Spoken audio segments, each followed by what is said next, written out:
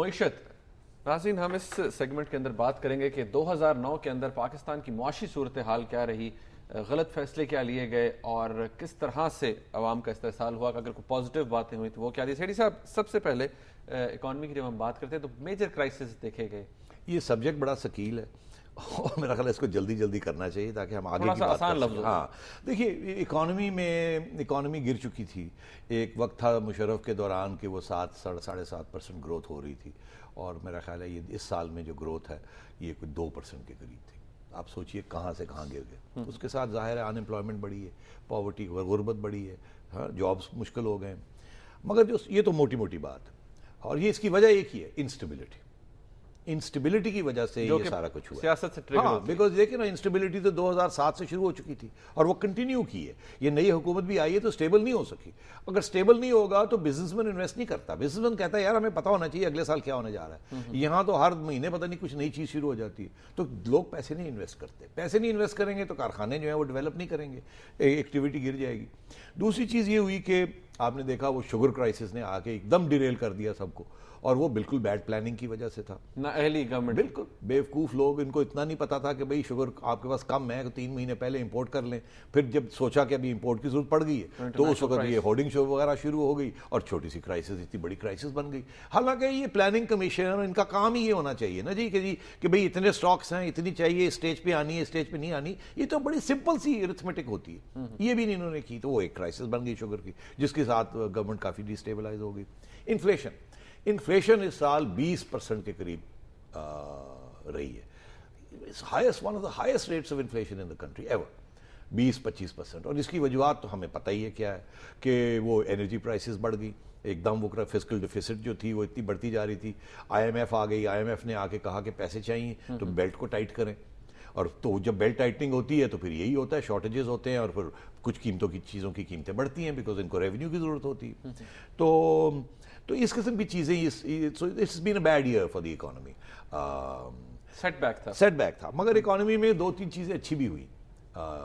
وہ یہ، جیسے میں نے کہا Kerry Lugar bill finally through ہو گیا.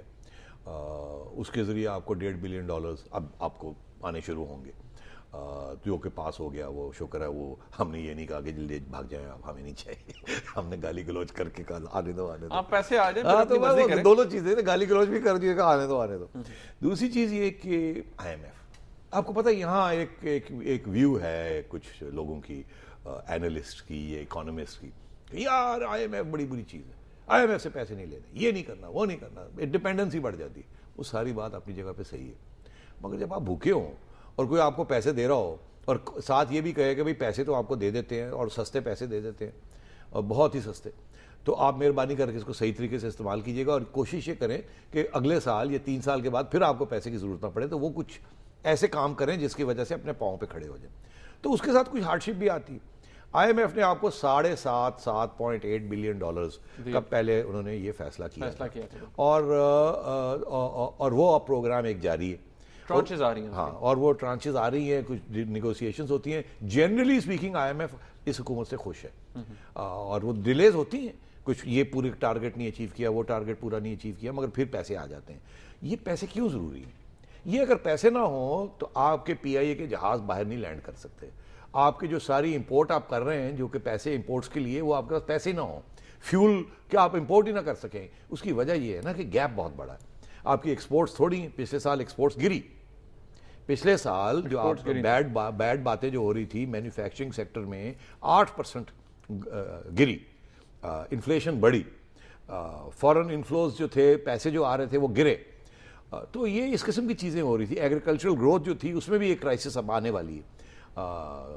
تو یہ اس وجہ سے کاسٹ آف انپٹس بڑھ رہا تھا. اور تو آئی ایم ایف کے آنے کے ساتھ وہ ساری ٹریڈ کی جو فیسلٹیز ہیں، آپ تجارت کر سکتے ہیں ملک دنیا کے ساتھ، تو یہ بڑی ضروری تھی. پھر فسکل ڈیفیسٹ، پھر ریزروز کو اس نے پراپ اپ کیا. آپ کے تو پیسے کم ہوتے جا رہے تھے. تو میں سمجھتا ہوں Kerry Lugar bill, I M F, یہ اچھی چیزیں ہوئی ہیں. سیٹھی صاحب، اب اگر ہم بات کریں سیاسی فوکاسٹ کی، کہ یہ 2010 کے اندر جب سیاست کی بات ہم کرتے ہیں تو اس وقت جو دیکھا جا رہا ہے کہ زرداری صاحب کے جو ان کا ٹرن آؤٹ ہے، ان کو جو کانڈکٹ ہے، اس سے لگ رہا ہے کہ وہ کانفیڈنٹ نہیں ہے. He is not confident about quite a few things. کیا سپریم کورٹ کسی سٹیج پر زرداری صاحب کو ڈسکوالیفائی کرے گی؟ دیکھیے فورکاسٹ اگر ہم نے کرنا ہے کہ اگلے سال کیا ہونے جا رہا ہے یا کیا خدشات ہیں، تو سب سے پہلی بات تو یہی کھڑی ہوتی ہے نا کہ سپریم کورٹ کے اور زرداری صاحب کے تعلقات میں کیا ہوگا۔ اب اس میں بھی دو صورتیں، ایک تو یہ کہ سپریم کورٹ ان کو ڈسکوالیفائی کر دے، وہ پٹیشنز آ رہی ہیں یا آ گئی ہیں کہ جی یہ اچھے مسلمان نہیں ہیں، مورل ٹرپیٹیوڈ اس قسم کی چیزیں، اس کے اوپر ان کو ٹھکا کر کے ان کو فارغ کر دیں۔ اگر سپریم کورٹ اس طرف جاتا ہے تو زرداری صاحب نے اب اعلان کر دیا کہ ہم لڑیں گے۔ اب اگر سپریم کورٹ اس حد تک جاتا ہے کہ ان کو پریزیڈنسی سے نکال دیتا ہے تو پھر زرداری صاحب کے پاس دو آپشنز ہوں گے نا، ایک تو یہ کہ چپ کر کے وہ اب پھر گرفتاری کے لیے تیار ہو جائے اور پھر جیل چلے جائیں، کیونکہ پریزیڈنٹ جب نہیں رہیں گے تو انڈیمنٹی ختم ہو جائے گی، تو پھر وہ سپریم کورٹ یہ بھی کہہ سکتے ہیں ان کو پکڑ لیں، پکڑ کے اندر کر دیں۔ اب گورنمنٹ ابھی بھی زرداری صاحب کی ہوگی نا، اب زرداری صاحب ہو سکتا ہے کہ اس وقت ڈیفائنس موڈ میں آ جائیں، آپ کی حکومت جو ہے وہ کہتی ہے نہیں اوبے آرڈرز کرتے، نکالنا نکال لو، کہ کس کو بلاؤ گے ہمیں نکالنے کے لیے، ٹھیک۔ یہ بھی کہہ سکتے ہیں کہ جی ہم نہیں گرفتار کرتے زرداری صاحب کو، نکلنا تو پڑے گا اگر آرڈر آ جاتا ہے، مگر اگر اس کو کہتے ہیں حکومت کو کہ ان کو آپ گرفتار کریں تو وہ حکومت کہے گی نہیں کرتے، وہ پھر وہی جو میں نے آپ سے ڈسکس کیا تھا اداروں کا کلیش۔ دوسری چیز یہ بڑی خطرناک چیز کہ زرداری صاحب یہ کہہ سکتے ہیں کہ ٹھیک ہے ہم نئی الیکشن کال کر لیتے ہیں۔ اگر نئی الیکشن کال کرتے ان حالات میں تو اس کے نتائج کیا ہوں گے؟ ظاہر زرداری صاحب نے ابھی بیان دیا ہے کہ میں کچھ سیاسی کارڈز ہیں میرے پاس، جو کہ میں سیاسی کارڈز ابھی میں نے کھیلے نہیں ہیں۔ ایکچولی انہوں نے آپ کو دکھا دیا ہے وہ کیا کارڈ ہے، وہ سندھ کارڈ ہے، وہ سندھ کو نیشنلزم کی طرف لے کے جائیں گے کہ سندھ کے ساتھ زیادتی ہوئی۔ یہ جج حضرات نے پہلے بھٹو صاحب کے ساتھ یہ کیا، پھر بے نظیر صاحب کے ساتھ 2 دفعہ ڈسمسلز ہوئیں، سپریم کورٹ نے ان کی ڈسمسلز کو اپہولڈ کیا۔ ایک دفعہ ایک سندھی جج صاحب جسٹس سجاد علی شاہ تھے، دوسری دفعہ جسٹس نسیم حسن شاہ تھے، اور نواز شریف صاحب جب ڈسمس ہوئے تو ان کو ریسٹور کر دیا گیا نسیم حسن شاہ نے۔ تو وہ اس قسم کی باتیں کریں گے کہ جی یہ پنجابی اسٹیبلشمنٹ ہمارے پر، تو یہ سندھ میں یہ بات چلے گی۔ تو وہ اگر انہوں نے وہ کارڈ اختیار کیا تو یہ بڑی خطرناک ڈیولپمنٹ ہو سکتی ہے۔ ایک طرف بلوچستان میں انسرجنسی چل رہی، سندھ میں اگر اس قسم کی سیشنزم شروع ہو جائے یا ڈومیسٹک ٹیررزم شروع ہو جائے، اور تیسری چیز وہاں آگ لگانی شروع کر دیں لوگ، کچھ بھی ہو سکتا ہے۔ اور فرنٹیئر میں تو آپ نے دیکھا ہی ہے وہاں وار آن ٹیرر چل رہی ہے، تو ملک کو بہت خطرے ہو سکتے ہیں۔ تو اگر آپ نے ان کو دھکیل دیا ایک طرف اس قسم کی ججمنٹ کے ساتھ تو بڑے پرابلمز آپ کے لیے آ سکتے ہیں۔ تو یہ ایک فورکاسٹ کے اندر یہ دیکھنا ہے کہ یہ میری یہ امید ہے کہ سپریم کورٹ اس حد تک نہیں جائے گا، ان کو ٹائٹ کر کے رکھے گا، مگر میری امید بھی ہے اور میری تجزیہ بھی یہ ہے کہ سپریم کورٹ اتنی آگے نہیں جائے گا کہ ان کو پریزیڈنسی سے نکال دے۔